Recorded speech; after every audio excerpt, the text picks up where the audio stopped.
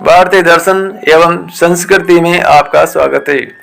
आज हम गीता के कर्मयोग के बारे में बात करेंगे। वास्तव में कर्मयोगी वह योग है जिसके माध्यम से हम अपनी जीवात्मा से जुड़ पाते हैं। कर्मयोग हमारे आत्मज्ञान को जागृत करता है।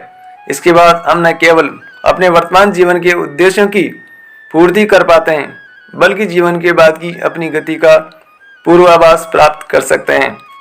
इस योग में कर्म के द्वारा ही ईश्वर की प्राप्ति की जाती है। श्रीमद् भगवद गीता में कर्म योग को सर्वश्रेष्ठ माना गया है। गृहस्थ और कर्मठ व्यक्ति के लिए यह योग अधिक उपयुक्त है।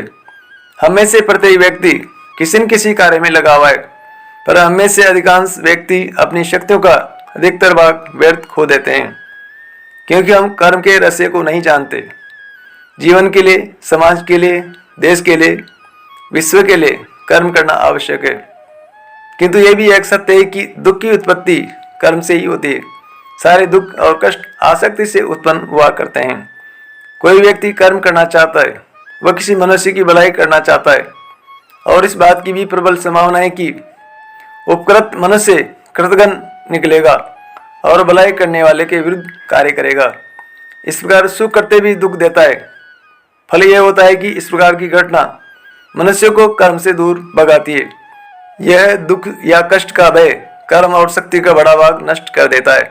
कर्म योग सिखाता है कि कर्म के लिए कर्म करो, आसक्ति रहित होकर कर्म करो।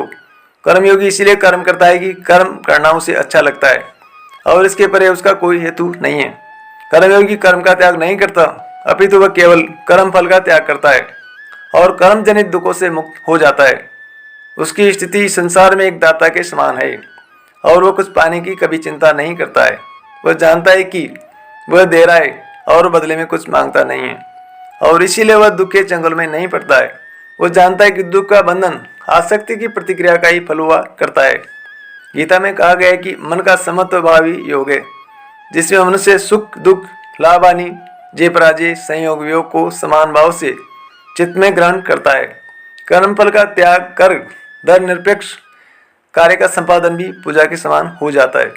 संसार का कोई कार्य ब्रह्म से अलग नहीं है, इसलिए कार्य की प्रकृति कोई भी हो, निष्काम कर्म सदा ईश्वर को समर्पित हो जाता है। पुनर्जन्म का कारण वासनाओं या अतृप्त कामनाओं का संचय है। कर्मयोगी कर्म फल के चक्कर में ही नहीं पड़ता, अतः वासनाओं का संचय भी नहीं होता। इस प्रकार कर्मयोगी पुनर्जन्म के बंधन से भी मुक्त हो जाता है। जय श्री कृष्ण।